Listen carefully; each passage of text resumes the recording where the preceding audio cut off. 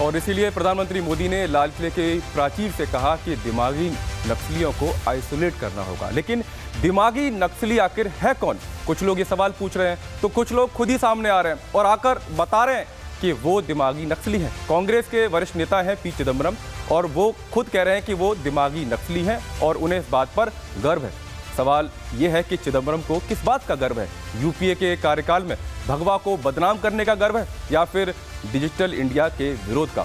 और वैसे दर्शकों, ये वही चिदम्बरम साहब हैं जिन पर घर के गमले में 7 करोड़ रुपए की गोभी उगाने का आरोप लगा था। ऐसे में चिदम्बरम साहब खुद को दिमागी नक्सली बताकर क्या साबित करना चाहते हैं?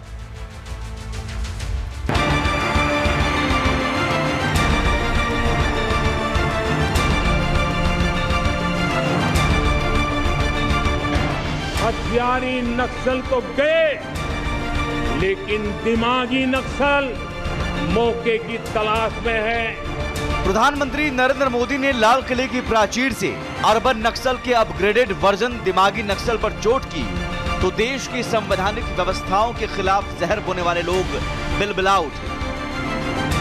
हथियारी नक्सल तो गए, लेकिन दिमागी नक्सल, ये दिमागी नक्सल मौके की तलाश में है। हिंसा अराजकता के वो रास्ते खोज रहे हैं।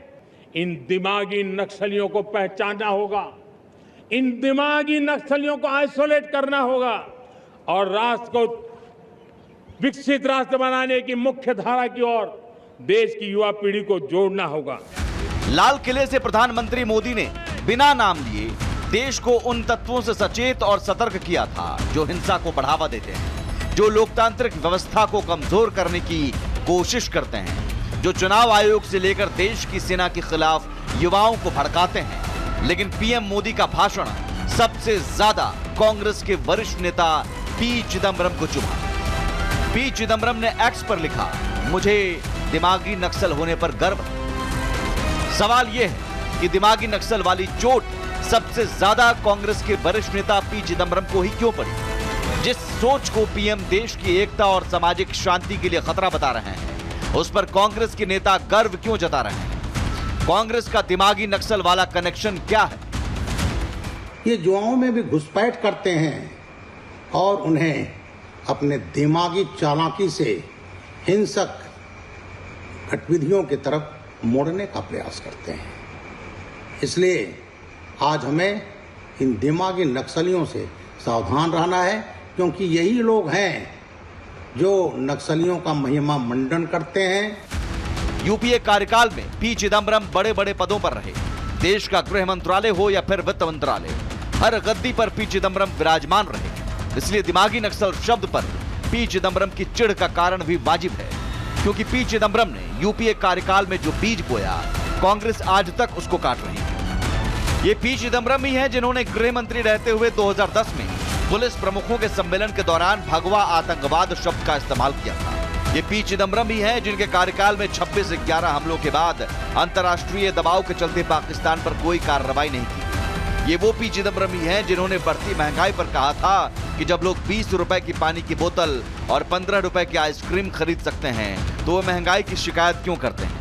वो पी चिदम्बरम ही है जिन्होंने जम्मू कश्मीर से धारा 370 हटाए जाने के फैसले का विरोध करते हुए कहा था कि अगर जम्मू कश्मीर हिंदू बहुल राज्य होता तो केंद्र सरकार इसे कभी नहीं हटाती। वो पी चिदम्बरम ही है जिन्होंने डिजिटल इंडिया का विरोध करते हुए कहा था कि रेहड़ी पटरी वाले डिजिटल पेमेंट का इस्तेमाल कभी नहीं करेंगे। और वो पी चिदम्बरम ही है जो अब कह रहे हैं कि मुझे दिमागी नक्सली होने पर गर्व है। आखिर दिमागी नक्सल कौन है? जो लोग वंदे मातरम और तिरंगा का विरोध करते हैं वो दिमागी नक्सल्स हैं। टुकड़े टुकड़े गैंग को बढ़ावा देना, आर्मी और सर्जिकल स्ट्राइक पे सवाल उठाना, फॉरेन फंडिंग वाले एनजीओज को चलाना, कोर्ट में पीआईएल दाखिल करना ताकि डेवलपमेंट ना हो, ये है दिमागी नक्सल्स। तो विपक्ष को सोच समझ के बयान देना चाहिए। प्रधानमंत्री ने तो नाम नहीं लिया था।